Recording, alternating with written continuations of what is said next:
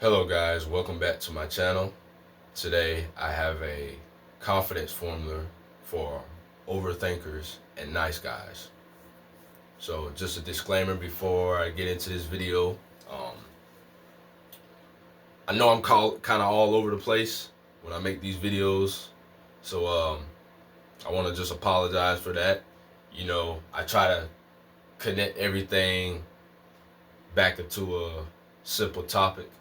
If you have any questions or need me to clarify, please feel free to do so in the comment section. Um, so let's get right into it. So, what does confidence mean? The word confidence comes from the Latin word con, which means with, and fidere, which means trust. If you want others to have confidence in or trust with you, you must first have confidence or trust with yourself. If you want others to believe in you, you got to believe in yourself. If you want others to help you, you got to help yourself first before you help anybody else. You know, all the power you need is within you. Everything comes from within. No matter if you're insecure, no matter if you're a nice guy, no matter if you're an overthinker, no matter if you have social anxiety, you know, everybody has confidence within themselves. They just have to tap into it. So the first step in the confidence formula is to be yourself. This is the most important step. Because when you're being yourself, especially when you're being yourself truly, fully, unapologetically in all situations, you sort of develop this genuine, natural confidence within yourself. It's actually kind of hard to explain. Another thing I want to say too is there's a whole bunch of videos on confidence, and I just want to say that confidence is overrated.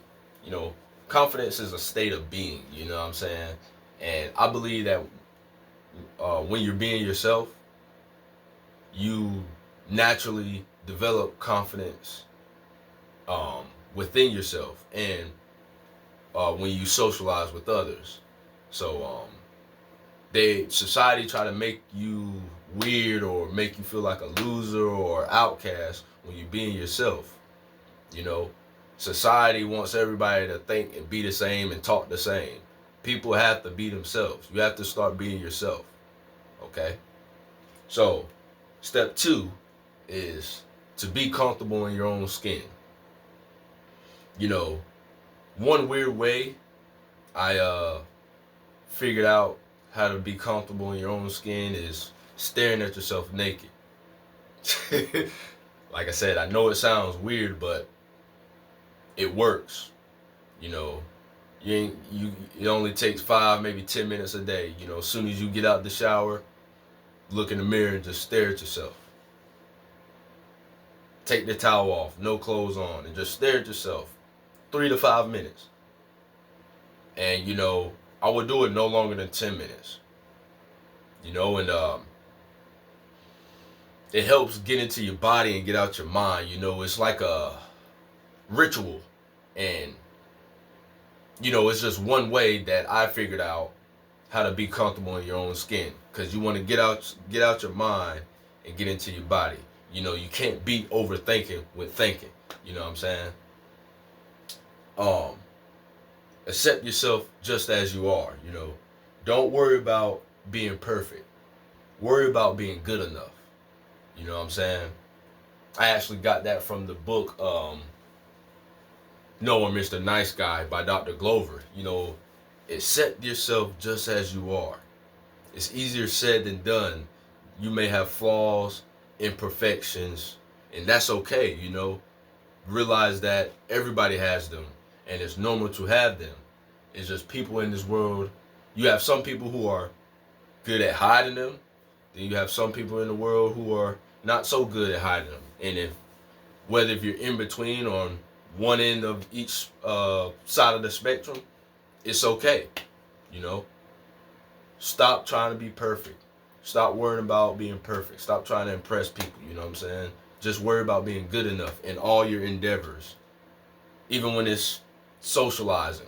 You know what I'm saying? Small talk. It's okay to have small talk. All right. People think confidence is trying to, bang chicks or get numbers, and that will partially increase your confidence, but it's superficial. It's external. Like I said, everything comes from within. The third step is to stop seeking approval from others. You know, um, and also too, um, parents and women. Sorry, I just had a brain fart right there. But when you stop seeking approval from others, especially from parents and from women, you kind of just relax a little bit. You kind of go into social situations without any expectations. You let go pretty much. And I feel like that's the best way to be. You're relaxed, you're calm, you know what I'm saying? You don't have any expectations, and you don't expect anything from the other person. See, look at the root word of expectations. Expect. You expect the outcome to do this. When you go up to her, you expect it to be like this. You're just putting unnecessary pressure on yourself. Step 4, which is also an important step, and this is something I struggle with today, and I've gotten better at it up until now, but I still have issues in this area, and that's setting boundaries. Not just setting boundaries with others, but setting boundaries within yourself too. Remember, a boundary is not a wall. You're not closing or shutting yourself off. You're building space. You know what I'm saying? It's more like limits, a property line, than it is a wall. You know what I'm saying? Because a wall, you're like you said, it's more shutting yourself off. Okay? Learn how to say no. And a lot of nice guys have problems with people pleasing. People pleasing starts with parent pleasing. We think that moving out we'll be able to gain independence, which we will. Physical independence because you're living on your own. You develop financial independence by getting a job or having your own source of income. But to get emotional independence from up here is to stand up to your parents. Let go of these expectations. Stop trying to get approval and validation, whether it's from your siblings, your parents, your friends, or from other people, your boss, whoever it is. Learn how to set limits with them. Okay? Once you learn how to set boundaries with yourself, whether it's, limiting your social media, temporarily quitting social media, or something you need to just set limits on. Once you learn how to set limits with yourself and set boundaries with yourself, you'll be able to set boundaries with others. Like I said, everything starts with you. But yeah, another thing is realize that dang, I'm having brain farts in this video. Like, wow, maybe I need to start writing this stuff down. But another thing too is that you want to build a relationship with your anxiety.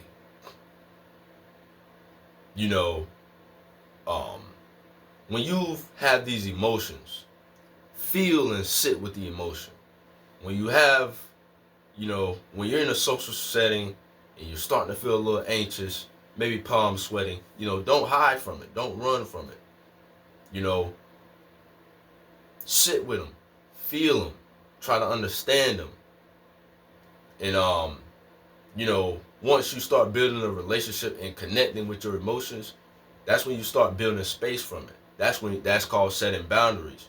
You're building space between it and realizing you have you, yourself, and the emotion that you're feeling. Don't identify with the emotion. Just feel them and build a relationship with them and get build space between them, because you gotta understand your anxiety is not going anywhere. Your overthinking is not going anywhere. You know, everybody ruminates and overthinks. Some people more than others, some people less than others. But it's learning how to deal with them. You know what I'm saying? So that's another thing too. You want to learn how to build a relationship and just feel and sit with your emotions. Don't run away from them, okay? You know what I'm saying? You can't, there's no completely getting rid of anxiety. There's no getting rid of insecurity. You know, it's something that everybody experiences in life. So that's that. And step number 5 is move at your own pace. You know, everybody's on their own timeline. Everybody's running their own race. So stop comparing yourself to others. Don't worry about what your friend's doing or what the next person doing. This myself, I have struggled with sometimes. Some days, you know, it's just like, man, I'm in my own zone. I'm in my own lane. I'm not worried about it. But then there's some days too where I'm like, man, you know, when is life gonna start happening to me? You know, when I'm gonna find my purpose? But I realize too, some people, man, don't find purpose till they're in their 30s. Some is their 40s, you know what I'm saying? Some people don't find a passion or start a new hobby until they're 50 years old, you know what I'm saying? It's never too late. And, you know, everybody's running their own race. You know, life is not a race, it's a marathon. It's a journey, you know what I'm saying? Same thing when you're hitting the gym, you know, you're not just hitting the gym for a couple months to get shaping for the summer. You may do it more right before the summer, but you're not gonna stop when the summertime comes. You're trying to stay healthy. You know, this is a habit you're gonna carry on for the rest of your life. So think about that when it comes to, so apply that when it comes to getting chicks or getting numbers, you know what I'm saying? Some people, a lot of people nowadays are going to be late bloomers, you know what I'm saying? We might not start getting chicks and all that till later on in our 20s, especially if you're in your early 20s and you deal with, you know, social anxiety. You know, just like I said, don't be too hard on yourself. Start small, keep putting yourself out there, and realize, man, that, you know, nobody really knows the answer to life. We're all just doing the best we can, the best way we know how. So I hope this video helped you out. Thanks for watching.